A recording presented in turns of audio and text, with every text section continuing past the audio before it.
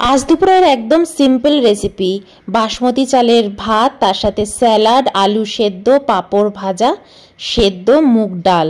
তো চলো খাওয়া যাক। তো আজকের মেনু তো তোমাদের সাথে শেয়ার করেই দিলাম যে আজকে হচ্ছে বাসমতি চালের ভাত, ডাল সেদ্ধ করেছি। দাঁড়াও আজকে অয়নকে ডালটা দিয়ে দিই। আমাদের এখানে কনস্ট্রাকশনের কাজ চলছে, খুব আওয়াজ। আর খেতে বসেছি, এখনই আওয়াজটা শুরু হলো। আর এই যে পাঁপড় এনেছি।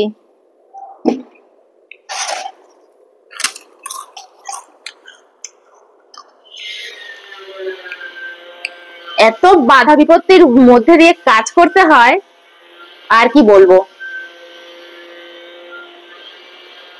ইস, ভীষণ আওয়াজ। পাশের ফ্ল্যাটে কাজ চলছে। লঙ্কাটা মেখে নিয়ে, এটা হচ্ছে ডালের মধ্যে দেওয়া লঙ্কা। আর এই লঙ্কাগুলো এনেছি কাঁচা লঙ্কা, আজকে স্যালাড এনেছি। ডালের পাশে একটু স্যালাড খাবো। এই তুমি কিন্তু ভাত খুব কম নিয়েছো, তুমি কিন্তু ভাত নেবে? হ্যাঁ না না, আমার থেকে তোমাকে দিয়ে দিই।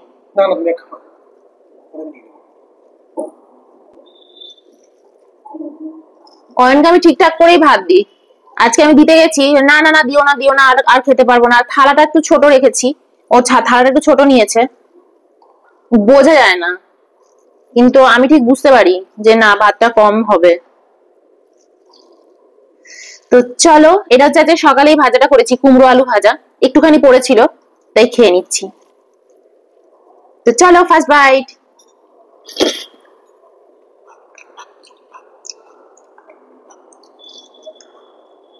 দারুণ হয়েছে রিয়েলি। স্যালাডটা এদিকে রাখি। কি ভাল লাগছে না রিয়েলি, আমাদের না এরকম খেতে যে কি ভালো লাগে।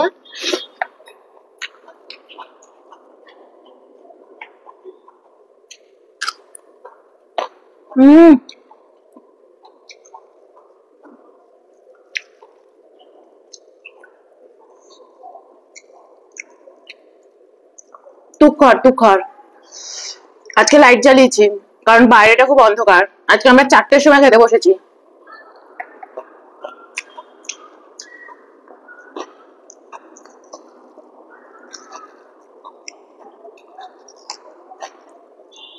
লঙ্কাটা না কি যে ঝাল, কি বলবো, আমার মাথাটা ঘুরছে। এই কাঁচা লঙ্কাটা একটা বাইট নিলাম।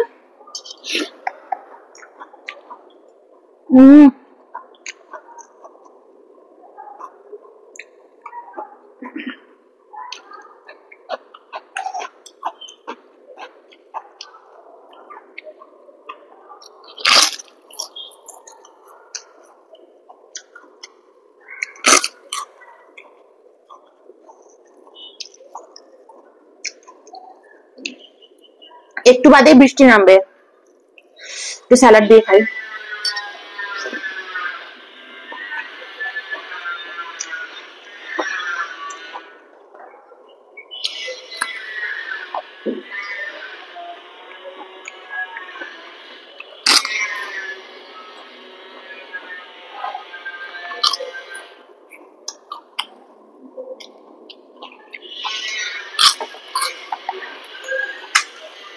দারুণ লাগছে, পাঁপড় ভাজাটা এত ভালো লাগছে।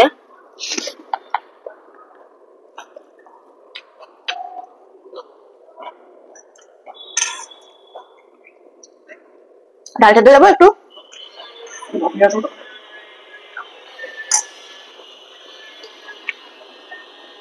আমি খেতে যা লাগে। মাঝখানে না আমাদের স্যালাড খাওয়া আমরা মানে ভুলেই গেছিলাম। এখন আবার রেগুলার তোমরা দেখতে পাবে স্যালাড খাওয়া। স্যালাডটা না খেয়ে না শরীর একদম ঠিক থাকছে না।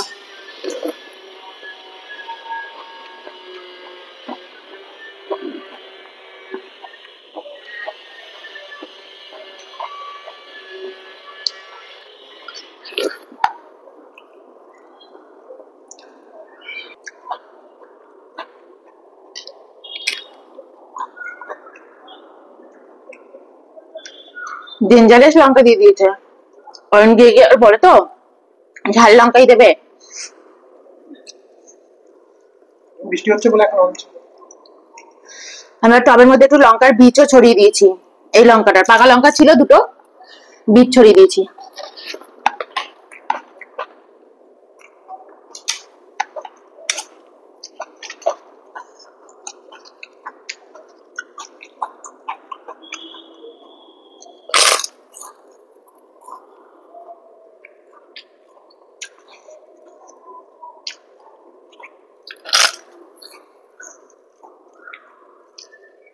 প্রথমে ভাবলাম মুগ ডাল তো ঘি ছড়িয়ে খাই, তারপর ভাবলাম এত স্যালাড, পেঁয়াজ, আলু ভাতে এগুলো দিয়ে খাচ্ছি, আর স্যালাডের মধ্যে পাতিলেবুও ছড়িয়ে দিয়েছি।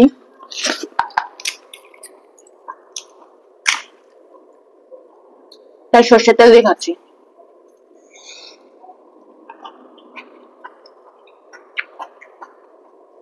কানটা ঝিনঝিন করছে ঝালে।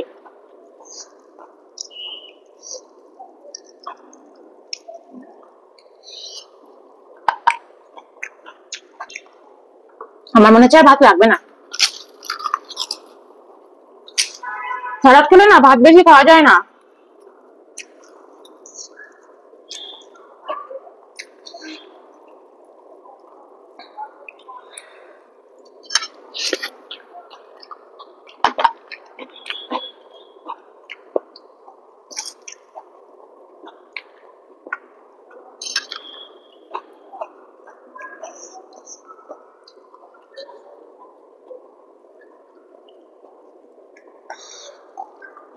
আজকে এই কনস্ট্রাকশনের কাজ চলছে,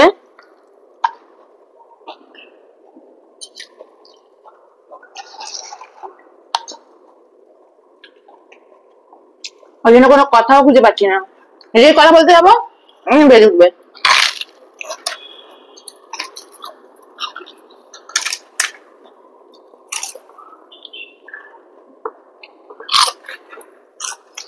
এটা হচ্ছে রাইস পাপড়, ভাবি টেস্টি। এই যে এটা গোলটা,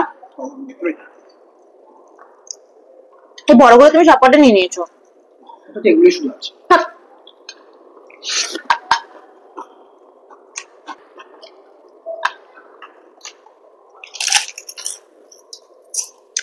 এবার মাছ খেয়ে খেয়ে না মুখটা একদম কেমন হয়ে গেছে আমাদের। আমি মনে হয় কয়েক বছর বাদে নিরামিষাশী হয়ে যাবো।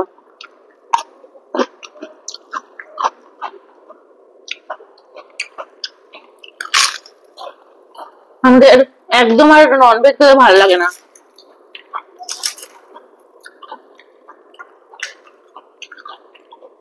অয়ন তো হাত পা তুলে নাচবে, অয়নের নিরামিষ হলেই হলো, ওর মুখের হাসি শুধু দেখবে। আমার আবার একটু মাছের ঝোল ভাল লাগে।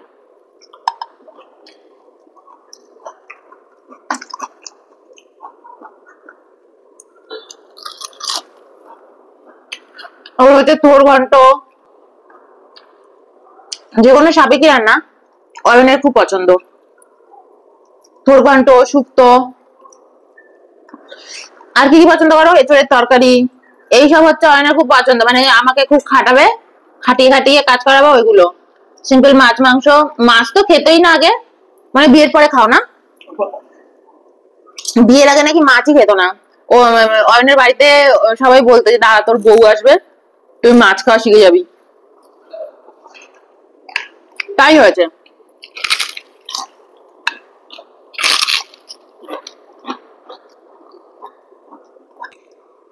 আবার আমি বিয়ের আগে কোনোদিনও সবজি খেতাম না,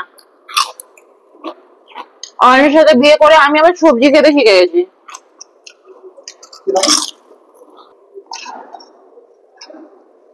তাহলে পাঁপড়গুলো তুমি খেয়ে নাও, আমার খাওয়া শেষ হয়ে গেছে। অয়ন একটু ভাত নিল আর একটু ডাল নিল, ও বসে বসে খাক। আমি আবার ওর সাথে বিয়ে করে সবজি খাওয়া শিখে গেছি। মা তো বিয়ের পর পরে বলতো চারটানে না আগে, কথা বলার মধ্যে আওয়াজ করবে না একদম।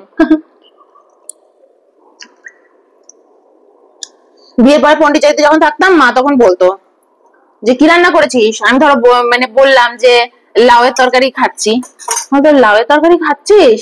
হুম। ধনেপাতা ছাড়া, বড়ি ছাড়া, চিংড়ি মাছ ছাড়া, এমনি লাউয়ের তরকারি। রান্নাও করতে ভালো জানতাম না যে কিভাবে রান্না করব। কেমন খেতে হতো একটা, লাউয়ের ঝোলটাও আমি টানাতে পারতাম না। ওই খেয়ে নিতাম।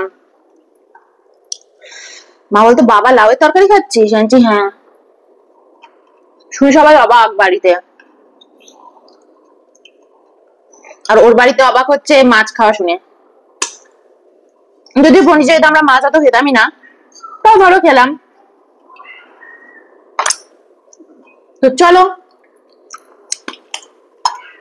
আজ এই অবধি, আবার চলে আসবো নেক্সট দিন। বাই।